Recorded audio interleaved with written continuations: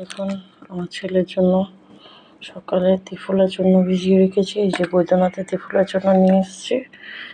আর এমনি কিনতে গেলে তো বাবারে বাবা একটু গরম জলে ভিজিয়ে দিয়েছি। আর ছেলের জন্য খোয়া, অঞ্জির, আমন্ড, আখরোট আর এই ছোলাটাকে ভিজিয়ে রেখেছি। আর কিশমিশটাকে ওকে ফ্রাই দিয়ে। এত লো প্রেশার ছেলের, আমার কি বলবো, খুব লো প্রেশার। জানি না, ভয় লাগে।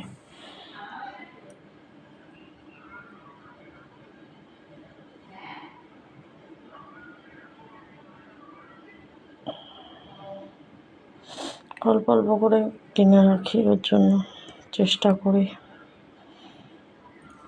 মা হয়ে যতটা দায়িত্ব পালন করতে পারি।